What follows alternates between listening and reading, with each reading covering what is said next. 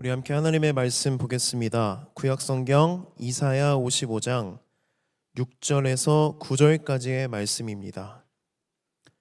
이사야서 55장 6절에서 9절까지의 말씀. 우리 말씀을 한 목소리로 함께 읽도록 하겠습니다. 시작. 너희는 여호와를 만날 만한 때에 찾으라. 가까이 계실 때에 그를 부르라. 악인은 그의 길을, 불의한 자는 그의 생각을 버리고 여호와께로 돌아오라. 그리하면 그가 긍휼히 여기시리라.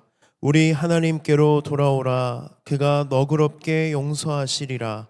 이는 내 생각이 너희의 생각과 다르며 내 길은 너희의 길과 다름이니라. 여호와의 말씀이니라.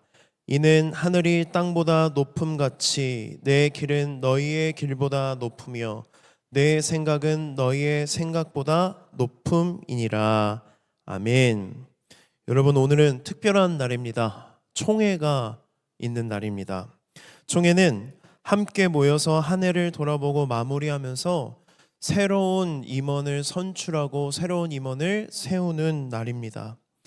한 해가 마무리되어가는 이 시점에서 어떤 말씀을 전하면 좋을지 기도하는 중에 하나님께서 오늘 말씀을 준비하게 하셨습니다.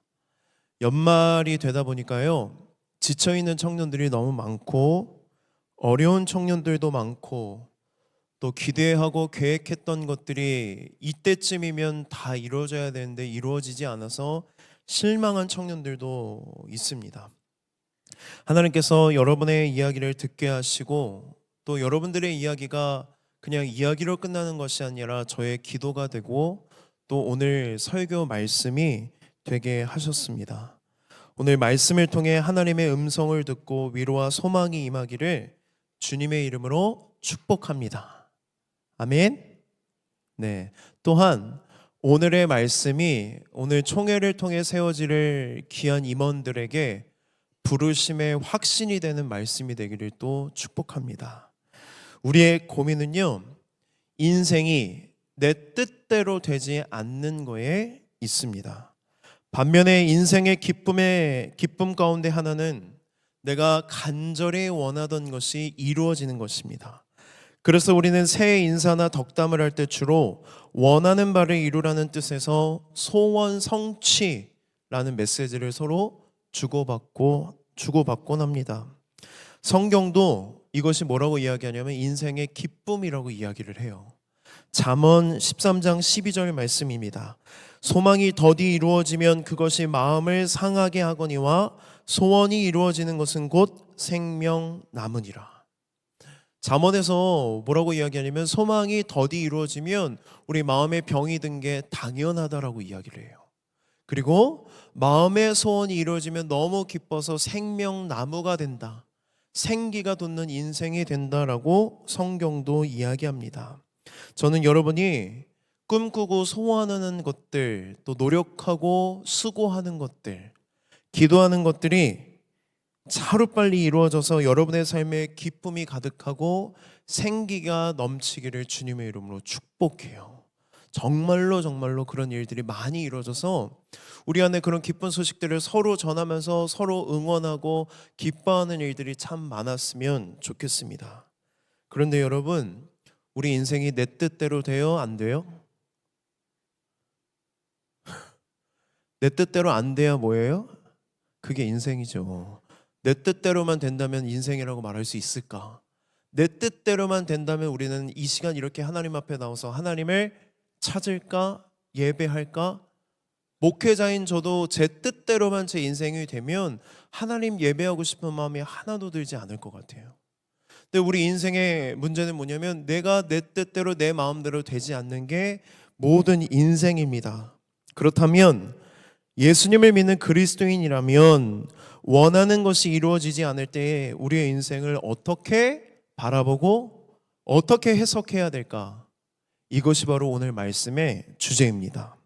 원하는 것이 이루어지지 않더라도 하나님이 우리에게 주시는 은혜가 있다라는 거예요. 세 가지의 은혜에 대해서 오늘 함께 말씀을 나누겠습니다. 첫 번째는 계획하고 뜻하는 일이 가로막히는 것은 하나님의 은혜일 수도 있다라는 거예요.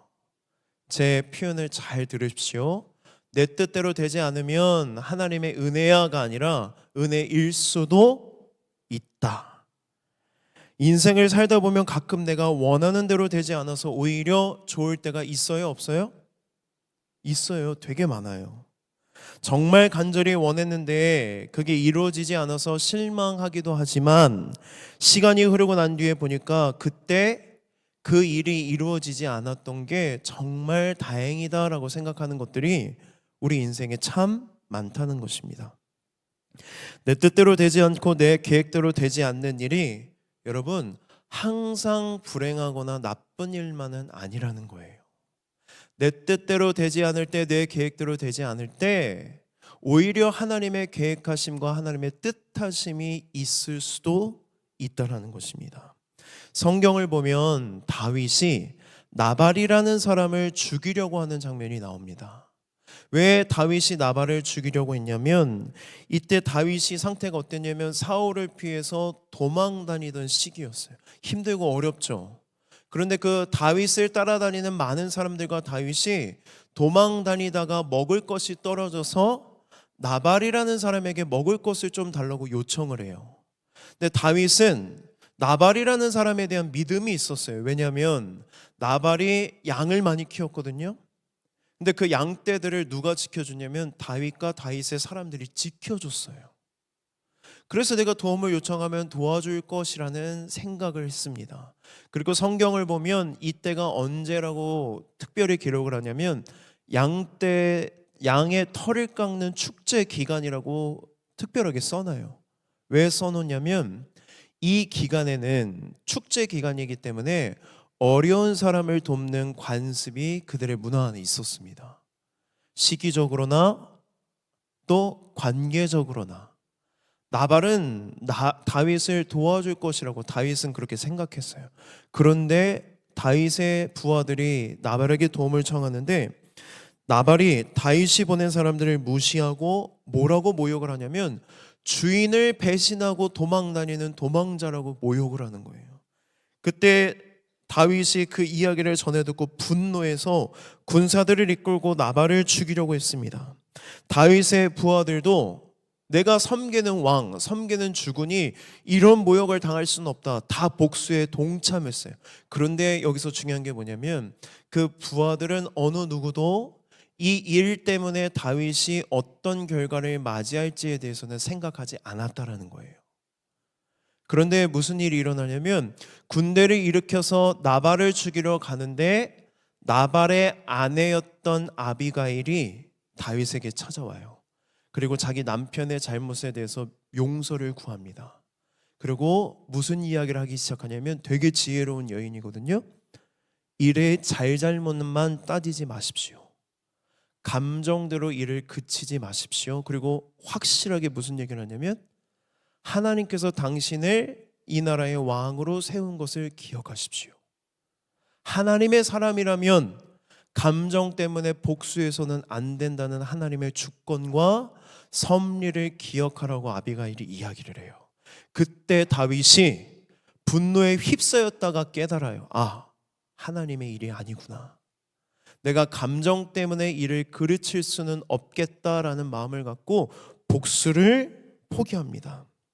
그래서 아비가일의 말대로 복수하지 않았고 결국 나발은 어떻게 되냐면 이 있었던 일들을 아비가일한테 통해 듣고 충격을 받아서 몸이 굳었다가 10일 뒤에 죽습니다.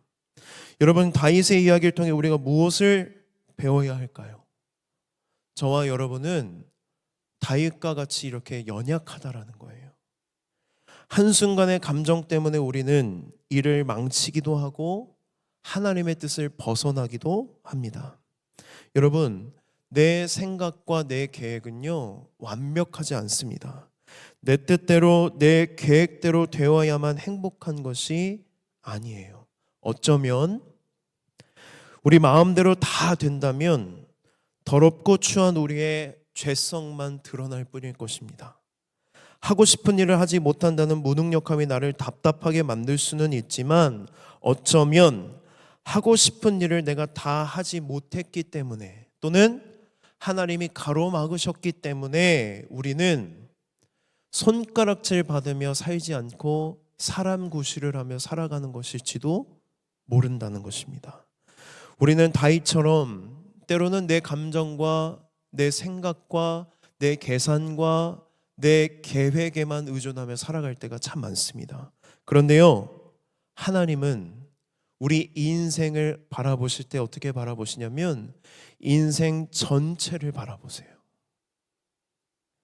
나는 내 앞에 일어난 일만 바라보는데, 지금 당장의 목표만을 바라보는데, 하나님은 내 삶 전체를 바라보고 계신다는 거예요. 우리는 지금 당장 이 땅에서의 삶만 생각하고 살아가는데, 하나님은 이 땅에서의 삶뿐만이 아니라 천국에서 영원히 살아가는 영원의 삶을 계획하시고 계산하고 계신다는 것입니다. 그래서 하나님은 때때로 우리의 일을 막으실 때가 있다 없다? 있다라는 겁니다. 지금 당장은 나에게 이 일이 너무 중요하고 이 일이 성공되어야 되고 이 일이 이루어져야 하지만, 영원의 관점에서 우리 인생을 전체적으로 바라보시고 계획하신 하나님의 관점을 볼 때 이 일이 이루어지면 안 될 때 하나님은 때로 우리의 일을 가로막으신다는 것입니다. 여러분, 하려던 일이 가로막히는 것은 하나님의 은혜일 수도 있습니다. 반대로 내가 원하는 대로 내 인생이 술술 풀린다면 그것은 하나님의 은혜가 아닐 수도 있다라는 거예요. 그래서 여러분, 여러분의 계획에 뭔가 차질이 생길 때, 저는 P라서 괜찮은데요, 저는 J라서 안 되는데요가 아니라 J, P를 떠나서 우리는 그리스도인이기 때문에 어떤 관점을 갖고 있어야 돼요? 내 계획이 가로막고 있다면 누구의 계획이 있다? 하나님의 계획하심이 있다. 그럴 때 우리는 오히려 좋아라고 외쳐야 돼요. 오히려 좋아. 내가 너무 안타깝고 잠깐은 아쉬울 수는 있습니다. 그러나 내 일이 가로막히는 것 이외에 하나님의 역사하심이 있다는 것을 믿음의 눈으로 바라보고 오히려 좋다라고 믿음으로 고백할 수 있는 저와 여러분이 되기를 소망합니다. 두 번째는 내 삶이 이렇게 안 풀리고 번번이 실패하는 것이 하나님의 은혜를 새롭게 경험할 수 있는 기회일 수도 있다라는 거예요. 우리는 일이 안 될 때, 실패할 때, 계획이 무산될 때 믿음의 눈을 들어 누구를 바라봐야 되냐면 하나님을 바라볼 수 있어야 합니다. 지금 나의 현실과 처지를 하나님의 말씀을 통해 또 하나님의 임재를 통해 새롭게 해석할 수 있는 믿음이 우리에게 필요합니다.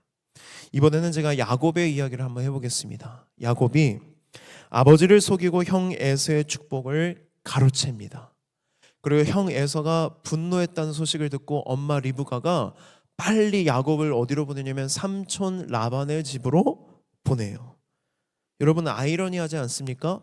아빠도 속이고 형도 속이고 축복을 가로챘는데 그의 인생은 축복스럽지가 않아요. 오히려 이때부터 그의 인생은 고난이 시작돼요. 그렇게 형 에서를 피해 외삼촌 라반의 집으로 도망갑니다.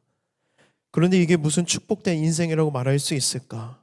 삼촌 라반의 집으로 가는 여정이 야곱에게는 즐거울 수가 없었습니다. 그래서 막 뒤에서는 형이 엄청 쫓아오니까 도망가다가 밤이 돼서 지쳐가지고 아무 데서나 쓰러져 잠들어요. 그때 돌베개를 베고 잠을 자는데 그 잠을 자고 있던 야곱에게 누가 찾아오시냐면 하나님이 찾아오십니다. 하나님의 임재가 임해요. 그리고 하나님의 한 환상을 보여주시는데 그 환상은 어떤 환상이었냐면 자기가 있었던 그곳에 사닥다리가 하나가 내려오는데 천사들이 그 사닥다리를 오르락 내리락 하는 환상을 보게 돼요. 그리고 하나님의 음성이 들립니다. 하나님이 이렇게 말씀하십니다. 내가 너와 항상 함께 할 거야. 네가 어디를 가든지 나는 너를 버리지 않고 너와 언제나 함께 할 거고 내가 너를 지킬 거야. 너를 이끌어서 다시 이 땅으로 돌아오게 할 거야. 내가 너에게 허락한 것을 다 이루기까지 나는 절대로 너를 떠나지 않을 거야. 하나님의 음성을 그가 듣습니다. 야곱이 하나님의 말씀을 들었을 때 어떤 생각을 했을까요, 여러분? 야곱의 처지를 한번 생각해 보세요. 자기가 꿈꾸던 삶인가요? 꿈꾸지 않았던 삶인가요? 축복을 받을 때 이런 삶이 이루어질 거라고 그는 꿈꾸지 않았습니다. 언제 쫓아올지 모르는 형을 따돌리기 위해 정신없이 도망치다가 아무 데서나 딱딱한 돌베개를 베고 울다 지쳐 잠들지 않았을까 저는 상상해 봅니다. 알 수 없는 미래, 죽을지도 모른다는 죽음의 공포, 형이 살아있는 동안에는 다시는 부모님을 볼 수 없을 거라는 절망감, 또 내가 삼촌 라반을 한 번도 본 적이 없어서 아무리 삼촌이라고 하지만 내가 갔을 때 나를 환대해 줄지 나를 잘해 줄지 아무것도 정해져 있지 않는 상황에서 하나님이 야곱에게 찾아가시고 야곱에게 말씀하시고 야곱에게 약속하세요. 확실한 미래를 약속하십니다. 야곱이 지금 누워있는 땅은 그냥 빈 들판입니다. 마치 야곱의 인생과도 같아요. 그런데 그 땅에서 하나님을 만나고 하나님의 음성을 듣고 하나님의 임재를 경험하니 야곱이 있던 그 땅에 대한 관점과 해석이 완전히 달라져요. 야곱이 어떻게 고백하는지 우리 한번 창세기 28장 16절부터 17절 두 절의 말씀을 함께 읽겠습니다. 시작.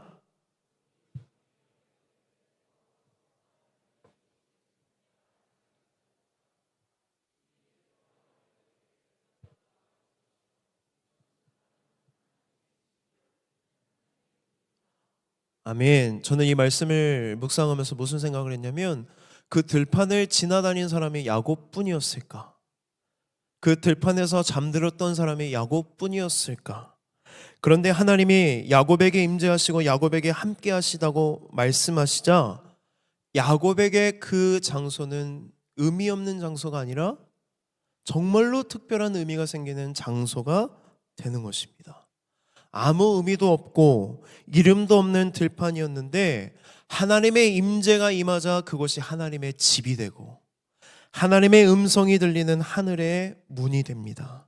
우리가 하나님을 만나고 하나님의 말씀을 나의 말씀으로 믿을 때 내 삶의 관점이 달라지는 거예요. 해석이 달라집니다. 오늘도 제가 이렇게 말씀을 전할 때 여러분들이 이 말씀을 오늘 나에게 주시는 말씀이라고 내가 믿음으로 받아들이면 여러분들도 이 말씀을 가지고 살아갈 때에 내 인생이 잘 되지 않을 때, 실패할 때, 내 계획이 자초될 때 말씀이 떠올라질 거예요. 그때 이런 말씀을 들었지. 맞아, 은혜일 수도 있어. 하나님의 임재가 임하고 하나님의 말씀이 들리면 지금 내 삶의 현실을 내가 다르게 볼 수 있어, 해석할 수 있어 라고 받아들일 수 있겠지만 그냥 말씀을 그냥 듣고 말아버린다면, 그냥 오늘 예배 드리러 왔으니까 들리는 말씀으로 여겨버린다면 이 말씀이 내 삶의 말씀이 될 수 없다는 거, 아무 의미가 되지 않는다는 것입니다. 여러분, 정해지지 않는 미래에 대한 염려가 우리에게 너무나도 많습니다. 청년의 때에 어느 때보다도 많은 것 같아요. 한치 앞을 내다볼 수 없는 연약함 때문에 내 삶이 어떻게 될까? 어떤 길로 나아가야 될까? 내가 어떤 사람과 만나서 결혼을 하고 내가 결혼 생활은 잘할 수 있을까? 또 내가 취업을 꿈꾸고 있는데 취업이 잘 될까? 내가 이게 맞는 직장일까? 직장 생활이 맞지 않으면 내가 이직을 해야 될까? 그만둬야 될까? 여러 가지 고민들이 청년 때 참 많다는 것입니다. 취업이 되지 않고 연애에 실패하고 간절히 기도하고 계획했던 것들이 무산될 때가 있어요. 이때 우리에게 정말로 필요한 것은 하나님이라는 것입니다. 실패와 절망의 자리에서 여러분, 하나님을 구하십시오. 하나님이 내 인생에 임재하기를, 하나님의 말씀이 믿음으로 내에게 나의 말씀이 되어서 그 말씀이 내 귓가에 들려지고 그 말씀이 기억되어지고 그 말씀을 붙들고 순종의 길을 걸어갈 때에 내가 걸어가는 그 길은 이제 다른 길이 된다는 거예요. 나 혼자 걸어가는 길이 아니라 나와 함께 하시는 하나님, 그분이 계획하시고 그분이 이끄시고 그분이 인도하시는 놀라운 길, 은혜의 길, 아름다운 길이 된다는 것입니다. 뭐가 달라지는 거예요? 우리의 해석이 달라지는 것입니다. 하나님은 언제나 나와 함께 하십니다. 내 삶에 하나님과 함께 하심을 믿고 구할 때 하나님의 은혜 안에서 하나님의 섭리와 주권 안에, 계획 안에 있다는 것을 믿을 때 내 삶에 대한 해석이 달라집니다. 여러분은 여러분의 지금 상황과 환경, 처지를 어떻게 바라보고 어떻게 해석하고 계십니까? 지금 우리가 너무 답답하게 여기고 있는 내 삶의 처지나 환경 가운데 하나님이 임재하시고 하나님의 말씀을 내 믿음으로 받아들일 때 우리는 이 상황과 환경을 다르게 볼 수 있는 능력을 얻게 된다는 거예요. 힘을 얻게 된다는 것입니다. 세 번째는 무엇이냐면 하나님의 은혜와 섭리를 믿으면 삶이 달라집니다. 세상과는 차원이 다른 모습으로 살아가게 된다는 거예요. 그래서 제가 여기서 차원 달라라고 써놨어요. 차원 달라. 차원 달라병 알죠? 그런 걸 여러분 부정적으로만 적용하지 마시고 그리스도인들은 차원이 다른 인생을 살아가는 존재라는 거예요. 왜 차원이 다를까? 여기서는 제가 요셉의 이야기를 하겠습니다. 어릴 때 요셉은 형들의 잘못을 아버지에게 고자질했던 사람이에요. 그리고 아버지 야곱이 제가 보기에는 가정교육을 잘못했던 것 같아요. 이 요셉을 어떻게 해요? 편애해서 요셉한테만 채색 옷을 입혔다고 성경은 이야기해요. 지금으로 따지면 다 형들한테는 그냥 시장에서 사다가 옷 입히고 요셉한테만 명품 옷을 입힌 거예요. 그럼 여러분들이 그 형들이라면 요셉을 볼 때 좋게 보겠습니까? 안 좋게 보겠습니까? 안 좋게 보겠죠, 당연히. 그런데 요셉이 또 눈치가 더럽게 없어요. 하나님이 꿈을 주셨는데 그 꿈을 좀 다르게 말할 법도 한데 다 와서 자기한테 절했다고 그냥 막 얘기하는 거예요. 되게 뭐라 그러지? 순수한 눈으로. 그런 걸 볼 때 형들이 어땠을까? 너무 밉고 시기 질투가 가득했는데 그런 요셉을 결국엔 형들이 어떻게 하냐면 이집트의 노예로 팔아버립니다. 요셉의 인생을 저는 이렇게 이야기하고 싶어요. 내 의지나 내 계획이나 내 뜻대로 되지 않는 팔려가는 인생. 요셉의 인생을 보면 이집트의 총리가 되기까지 자꾸 자기가 꿈꾸고 계획했던 건 아무것도 없어요. 이집트의 노예로 팔려가는 그 순간부터 그의 인생은 팔려가는 인생이 돼서 자기가 원하는 대로 되는 것이 하나도 없었습니다. 그런데 이상하게도 성경을 보면 그의 인생이 이렇게 고꾸라지고 말도 안 되는 인생일 때에 따라다니는 단어가 있어요. 그 단어가 바로 형통이라는 단어예요. 형통. 어떻게 이렇게 말도 안 되는 인생을 하나님의 형통한 인생이라고 말씀하실 수 있을까? 노예로 팔려간 것이 뭐가 형통입니까? 하나님 앞에서 믿음을 지키려고 보디발 아내의 유혹을 뿌리쳤는데 오히려 성폭행범이라는 누명을 쓰고 왕의 감옥에 갇히는데 하나님은, 성경은 그것을 형통이라고 표현합니다. 영어 성경을 보면 이 형통을 뭐라고 번역하냐면 prospered라고 번역해요. prosper, 성공하다, 번영하다라는 의미인데요. 이 단어가 관용적으로 어떻게 쓰일 수 있냐면 앞길이 열려 있다라는 뜻이에요. 앞길이 열려 있다. 앞길이 열려 있으면 쭉쭉 나가서 형통한 인생 살면 되잖아요. 그런데 요셉의 인생을 어떻게 앞길이 열린 인생이라고, 형통한 인생이라고 말할 수 있을까요? 무슨 의미일까? 자기 뜻대로 되지 않지만 앞길이 열려 있는 인생이라는 거예요. 내 뜻과 내 계획은 다 무너졌지만 그 앞길을 누가 열고 계신다는 거예요? 하나님께서 요셉의 인생을 열어주시고 그 길을 하나님께서 인도하고 계신다는 것입니다. 성경이 말하는 성공한 인생, 형통한 인생은요, 내 뜻과 내 계획대로 되는 인생이 아니라 그의 인생 가운데 하나님의 뜻과 계획이 드러나고 나타나는 인생을 형통한 인생, 앞길이 열려있는 인생이라고 이야기합니다. 결국 요셉은 하나님의 계획대로 이집트의 총리가 됩니다. 총리가 된 이후에 이스라엘의 가뭄이 들어서 형들이 이집트의 곡식을 꾸러와요. 근데 너무 변해버린 모습 때문에 형들이 총리가 된 요셉을 알아보지 못합니다. 이때 형들을 바라보면서 요셉이 몰래 눈물을 흘려요. 여러분, 이때 요셉의 감정이 어땠을 것 같습니까? 자기를 이집트에 팔아넘긴 사람들이잖아요. 얼마나 복수하고 싶었을까? 얼마나 화가 났을까? 얼마나 가증스러웠을까? 그런데 요셉이 선택한 것은 무엇이냐면 형들을 용서하는 것이었습니다. 그리고 형들에게 이렇게 고백을 합니다. 당신들이 나를 악한 의도로 팔았지만 내 삶을 인도하시는 분은 하나님이었다고 그는 고백합니다. 그런데 시간이 지나서 아버지가 죽어요, 야곱이. 그때 형들이 또 두려움에 떱니다. 왜냐하면 아빠가 살아있는 동안에는 우리를 그냥 눈 감아줬을지 모르지만 아빠가 죽은 이후에는 보복할지도 몰라. 근데 형들의 그 두려움을 알고 요셉이 뭐라고 이야기하냐면 이렇게 이야기해요. 우리 창세기 50장 20절 말씀 함께 읽겠습니다. 시작.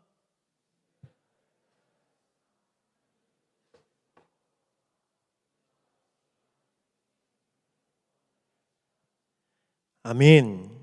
요셉은 형들의 악함도 하나님께서 뭘로 바꾸셨다고 고백합니까? 선으로 바꾸셨다고 고백합니다. 요셉은 하나님의 주권과 섭리에 대한 믿음으로 하나님께서 그에게 권력을 주셨지만 그 힘을 복수하는 일에 사용하지 않습니다. 오히려 하나님이 주신 힘으로 자신의 가족과 민족을 돌봅니다.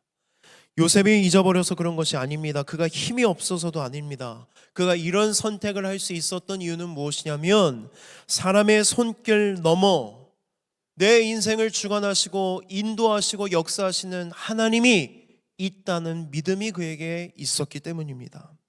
하나님의 섭리와 계획을 믿게 되면 여러분, 세상의 생각과 가치관, 세상의 모습과는 다른 방식으로서의 삶을 살아갈 수 있습니다. 말씀에 순종하는 길, 사명에 순종하는 길은 절대로 억지로 갈 수 없습니다. 억지로 가면 늘 우리는 불만족하고 불평하고 불행할 뿐입니다. 그러나 하나님의 주권과 섭리를 믿고 나를 향하신 하나님의 계획하심을 확신할 때 우리가 걸어가는 그 길 가운데 고난을 만날지라도 우리는 기쁨으로 순종하며 그 길을 걸어갈 수 있습니다. 우리는 대부분 내가 원하는 것들을 하나님이 이루어 주시지 않으면 섭섭함을 가지고 살아갑니다. 조금만 더 도와주시면 좋을 텐데, 이번에만 내 길을 좀 열어주시면 좋을 텐데, 이것만 허락하시면 내 인생이 좀 달라질 텐데. 그런데 예레미야 29장 11절 말씀처럼 우리를 향한 하나님의 생각과 일하심은 선하고 아름다웁니다. 언제나 하나님은 우리에게 평안과 미래와 희망을 주시는 분이라는 사실을 여러분 절대로 잊지 마십시오. 여러분, 하나님은요 내 흥을 깨는 분이 아니에요.